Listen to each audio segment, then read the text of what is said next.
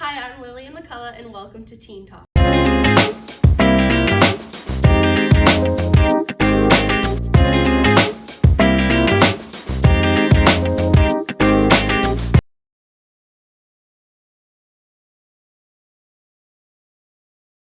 here today with Allie Raver, and she's a very special guest because she's also my best friend, who I've mentioned a few times before.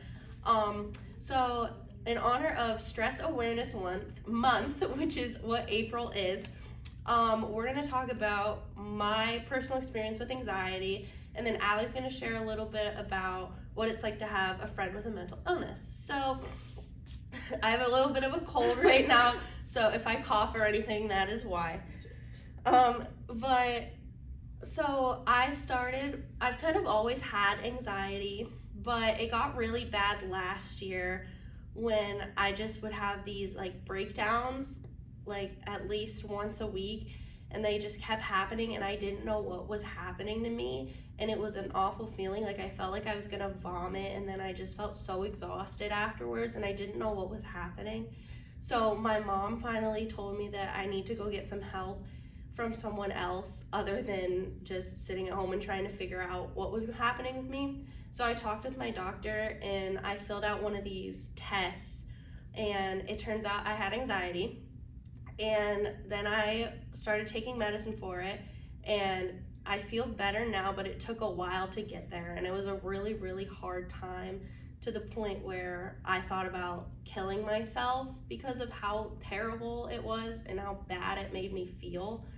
And it just being able to now look back and feel better about like how terrible that was, and be able to do stuff like this and not think terrible like thoughts anymore is really happy, and makes me feel like it was all kind of for something now that I have this and am able to share with everyone else. But I was really embarrassed at first that I had been diagnosed with anxiety, and Allie knows this because I told her and I said don't tell anyone.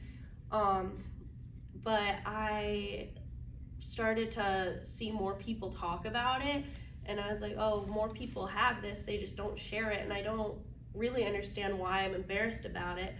So then I started doing this podcast, and I started talking to more people, and it turned into this whole thing where now more people are talking about their mental health, and it's just become a really great thing out of a really crappy situation. So I was really excited to have this opportunity for this podcast and make all of these things kind of happen. But one thing that I started noticing is that there's some things that I do with anxiety that other people don't do, and some things that I do that I don't notice. So I was going to ask you, Allie, here, you open that for me. But I looked up like common like symptoms like shown that you may have anxiety, and I was gonna see if Allie noticed if I did any of these things that maybe I didn't notice I do. So have you ever noticed me trembling or twitching in class? No, I mean, I'm not looking at you the whole time. You're pretty chill. Okay. One that I saw was clumsy. Yes. Well, thanks. Yes, very, very, very clumsy. Have I ever expressed like perfectionist abilities? Definitely. Okay. Have I ever redone tasks because they aren't perfect the first time? Not with everything, but if you're not like completely 100% like on it, or you don't feel like you did the best that you can, then you would go back. Okay. And fix that. Have I ever required a lot of reassurance about something? I don't think out loud. Like, I've given you many hugs when you're feeling down about yourself, but I feel like most of the time you keep that to yourself. Okay, well, some of those things I didn't notice that I did, so I guess you kind of notice some more things, like when you're not the person doing it. So what's it kind of like having a friend with a mental illness? I mean, it's not like any different because, I mean, you're my best friend, Yeah. so I love you either way, and I'll help you through anything that you come by that is a rough time in your life. But I also, it just sometimes it hurts me to see when you're struggling, and I don't necessarily know how to help you, and I try my best, Mm-hmm. and I'll help you through anything. You do good, I promise. So some things that we have other friends that have mental illnesses, obviously, like Lindsay's our friend. Have you ever like noticed things that Lindsay also has anxiety? Have you ever noticed things that we do that are similar? Like, I didn't even know that Lindsay had anxiety. well, no, you didn't. Like I can't tell because I do notice that like if I wasn't your best friend, I would have no idea. Yeah. So I think that's like a common thing for everyone because I didn't even really notice that Lindsay had it either. So I think it's more of just a like you keep it to yourself, Mm-hmm. even though I want to help you. Yeah. Like sometimes that's difficult. when It's I a don't know hard you're thing struggling. that like most of the time, like I wanted to keep it to myself, like the first time I told you, but it's you kind of get good at hiding it or masking it. Like when you're in a certain situation and you're anxious, you kind of like learn things like about yourself. Like my anxiety, hate disappointing people. Like that's where my anxiety comes from, which I noticed when I was like kind of becoming more aware of my anxiety is that I've always done that. Like when we were in middle school and like I accidentally like hit your foot or something, I would apologize Yes. profusely. That's because I don't want to hurt anyone or disappoint anyone. And that's kind of been a thing that I've always done, which is kind of like I can't believe I didn't realize it then, but I guess it just got so bad to the point where I needed to get other help. But one thing that I also wanted to talk about with you on the podcast is that you don't have a mental illness, but you have an illness, and you don't need to like say what it is unless you're comfortable with it. But how would you like to say a little bit about your experience with that? Yeah. So I'll just say what it Okay. is because that'll be easier. When I was around 10, I started having like some health problems, and I really didn't know what it was. And now that like 4 years later, I was diagnosed with Crohn's disease and IBS and all that jazz.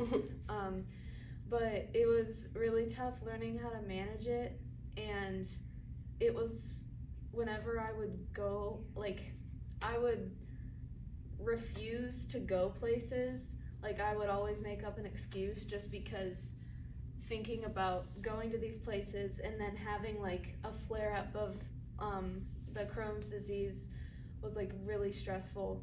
And you know this because Yeah. in middle school that was a rough time, especially in 7th and 8th grade, and I didn't go on the band trip to Boston because I was terrified of like having to deal with that.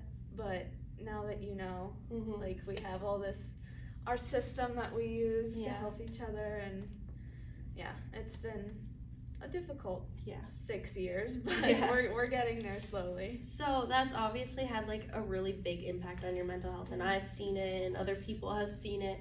But what is some things that like you've like when you were scared to go someplace but you worked up the courage, what are some things that you said to yourself to help you get there? I kind of just forced myself. Like I didn't even really want to, but once I got to these places, I realized it wasn't as scary. And obviously there were some times when my Crohn's did flare up where I was somewhere that was inconvenient for me and it was stressful, but it's just like overall I have learned that it's not going to be every time. Like, I have medications that I take that'll help. I have people that are on my side and that know what's up, so I can talk to them. And overall, everyone in my life has been really great about it, and that's helped me to kind of calm myself down about all of that situation. When you're in a stressful situation like that, is there something that you use or do that helps you calm down? I guess I do, like, I don't want to say it's stimming because, like, I don't think that's accurate, but, like, I am an avid nail biter and it's a horrible thing, but when I try to distract myself and I bounce my leg all the time, and I'm really fidgety, but I just need like something to focus on to distract myself. And usually that's like my friends. Yeah. Because when they're around, I feel better and they distract me and help me get through that. I fidget too a lot, which is why I wear so many bracelets and necklaces. Yes, I touch my necklace and I like twirl my rings whenever I have my rings. And I have specifically an anxiety ring that like I just play with. I didn't wear it today. I forgot to put it on, but I play with that, or if I have earrings on, I'll mess with that. And people have asked me like, "Are you okay?" I was like, "Yeah, I'm fine. I just can't kind of sit still." Yes. Which it kind of does remind me of like stimming, like with autism, like you like touch something or play with something, like, which is why like fidget toys were kind of made for that, but they've become like more of like an actual toy now. But I have a few at home, and like if not necessarily if I'm anxious, but I'll just like mess with it and I'll like work on something and mess with it, or I'll put, my mom thinks it's so weird, but I listen to music like with words, not like chill like cafe music, like with words music whilst I'm doing something. And she says, "How do you focus?" I said, "I can't focus without it." Like I always, like when I'm driving, like I need something like the radio on slightly, or I need someone to talk with me. Like I hate silence, it makes me nervous. So like there's little things that like we do, you do, that like just makes it better. It's not always going to be perfect, obviously, like you're always going to have an episode, like I still have an episode. Like I'm literally doing it right now. And I don't even realize it. I just do it all the time. Like we're not nervous around each other. It's a camera and it's us, and we're always together. But it's just things that you don't know that you're doing or notice that you're doing until someone points it out. But it's always nice to like check up on someone still. Like when Allie does this, I'll be like, "Hey, you all right?" And she's like, "Oh, I didn't even notice I was doing." I'm completely fine. It's just like you just happen to do it. But there's like any advice you would give someone like as someone with a friend with a mental illness that you would give to someone if you see your friend struggling? Definitely like have patience with them, because you may think you understand what they're going through, but it's like different for everyone. Like they experience different emotions, and just try to be there in any way that you can and try to make their life easier for them when they're struggling. And as someone with a mental illness to someone who is your friend that doesn't have a mental illness, you need to explain to them why you do the things that you do. Even if you can't really explain it, like at first I couldn't explain it to Allie, but I got better at it, like the disappointment thing, and you just need to explain to them like, if I do this, I promise it doesn't mean anything. It's not me, it's my anxiety. Which is, sometimes it's a little difficult, just because when I know she's like having a bad day, she's like, I don't want to say you're just angry. No, like, I am. You don't talk to me and I feel like I've done something wrong, but then you tell me that I haven't done anything wrong, and I just don't know how to help you. So, it's just good to have openness and honesty. And even if like when I get anxious or like I have a bad day, I like shut down and I don't talk to anyone, and I seem like I'm really mad at the world. And afterwards, just make sure you tell your friends, like even if you don't realize it, sometimes you can say something that like could hurt their feelings.